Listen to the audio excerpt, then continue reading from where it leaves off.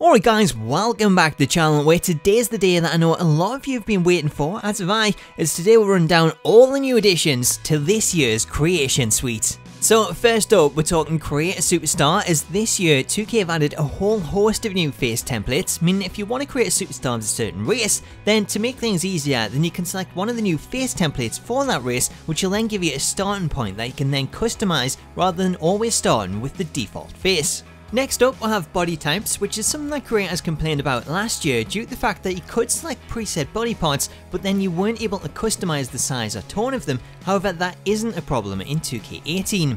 This year, players still have the ability to choose a preset body part, however you now also have the option of customizing those parts using a body type slider for each, such as the neck, the back, chest and so on, with the slider allowing you to choose whether the area is anything from skinny to toned or somewhere in between. When it comes to hair, all the previous options are still there, however this year we'll have a new option in hair shave designs. So if you want to create somebody like a Paul Pogba who has various designs cut into his hair, then this is now a possibility, as you can choose from one of the new preset shave designs, which will then add the design to your superstar's head, where you can then adjust the opacity. As for scarring, previously in the series, scars have always been set in a fixed location, however this year 2K have updated them to allow the player to reposition them anywhere on the body, meaning players are no longer stuck to placing them in a preset position. Also updated are teeth, as this year players can actually choose to individually adjust them, giving them a unique colour to create things like gold teeth, of which you can set a metallic material type to give them a nice golden shine, or even add some glow and have them glow in the dark every time your superstar opens the mouth. Additionally, if you just want to remove them, then this year you'll also have the option to remove individual teeth, meaning you can choose which teeth are removed rather than using a preset option. Now going back to the glow option that I just mentioned, this is one of the brand new material types added this year alongside carbon fibre, glitter and blacklight,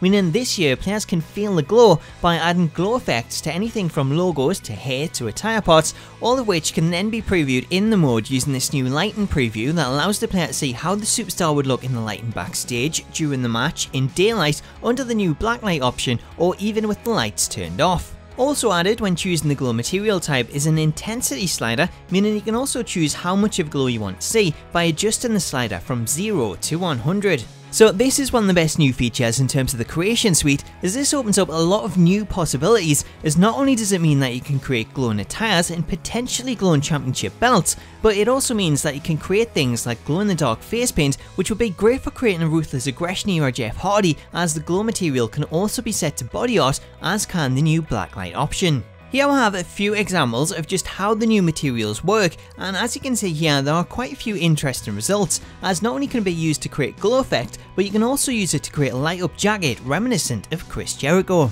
Moving on, and one of the big criticisms of past years has been the logo blurring issue that's seen the sides of logos blur as they were stretched. However, this appears to be something that 2K claim to have fixed, although in this example you can still see a slight blur on the sides of the texture, but for players wanting to stretch the texture all the way around the clothing, that is where the blurring became an issue.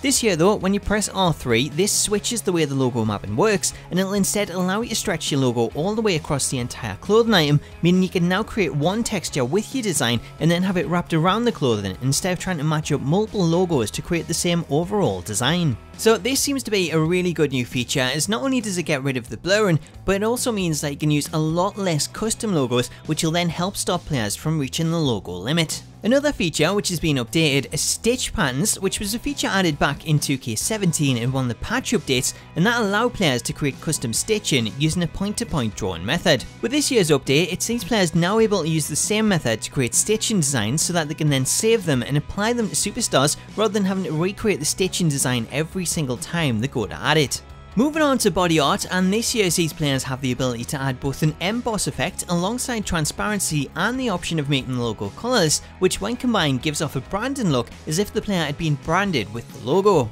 As we switch to the menu screen pose, even this has been updated this year, as not only are the new poses, but this year you can set individual poses per attire or set an overall pose for them all. Now it doesn't stop with just selecting a pose, as once you've selected the one that you want, you can also go one step further and customize both the hands and the facial expression, allowing you to give your superstar a more unique look. As we get a preview of the chosen pose in action, here you can also see that the SmackDown match card now features the advertising branding, as we have the Truth logo for the US anti-smoking campaign. Up next, let's take a look at Create an Arena, as this year players finally have the option to create a smaller venue, as here you can see that we'll have what looks to be a high school gym, giving you the option to create a much smaller indie style arena, as well as this arena which seems to perfectly recreate the Hammerstein Ballroom, the site of ECW's One Night Stand, which makes me think that we could actually see that arena included in the game, especially when you consider that we're getting RVD and John Cena as part of the Cena Enough edition, with their attires being from that event. As we switch to the show options, this year we'll have 3 new additions.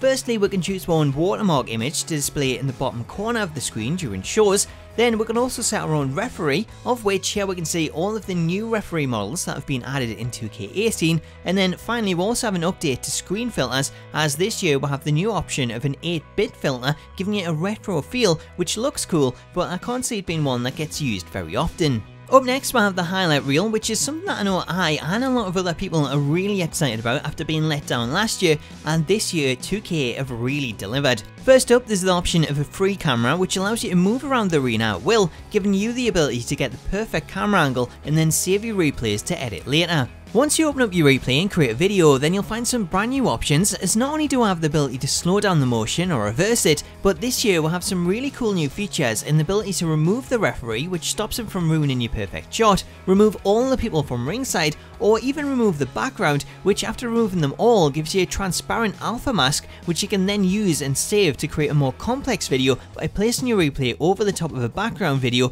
or using one of the new alpha mask preset options to add video effects on top of your gameplay footage, which is perfect for creating your own custom entrance videos. Now in this example shown here, you can see that we can also use superstar entrance videos when creating custom videos, therefore this will come in really handy if you want to create a Titantron for a tag team, as you can import both Trons and then mix them together to create a custom entrance video using clips from both. Finally, let's take a look at the new match creator options, as here we can see that it's possible to not only customize one-on-one matches, but you can actually customize all of the multi-man matches, including the Royal Rumble, to give it your own custom rules, all of which can then be saved and quickly loaded later on. Looking at the right side of the screen, this looks to be all the available match types with no mention of any new ones, therefore it appears that we won't be seeing any new match types such as the ambulance match, which is disappointing, but obviously with this match creator then we can still create new match types that aren't in the game, such as First Blood, which is one of the options available here when customizing the win conditions, alongside pin and submission, 2 out of 3 falls, Iron Man, over the top rope, knockout, last man standing finisher match, and climbing out of the cage. So overall, there's a decent amount of win conditions, however not all of these will be available for certain matches, but hopefully if things like over the top rope and pin and submission are available when customizing the Rumble, then it'll allow us to create our own version of a slobber knocker match by disabling over the top rope and then turning on pin and submission. As we switch to the next screen, here you can see the available match rules, as we'll have DQ, rope break, ring out, elimination and falls count anywhere, as well as the option to set a time limit, if run-ins are available for entrances mid or post match, and whether we see entrance intervals, which I assume is the animation that plays whilst one superstar is awaiting the next one to make their entrance. Up next we have the environment, with this screen confirming that we can now set finishers to be available from the beginning of a match, how much health is available and the recovery time, as well as the ability to choose between the regular steel cage or a classic blue or black option, and the choice of the new style elimination chamber or the classic one. Finally, the last screen shows off all of your chosen match options for review, which if you're happy with them, then you can add a name for your match and then save it so that you can quickly select it from the main menu when setting up matches. So there you go guys, that is a full rundown of all the new features included in this year's Creation Suite. There is so much there and it's something that I cannot wait to play around with, but what do you think? Let me know your thoughts on all the new features and updates in the comments, and make sure to subscribe to the channel and turn on notifications so that you can be notified the second any more news drops. Until then though, I hope you've enjoyed this video, have yourself an awesome day, and I'll catch you later.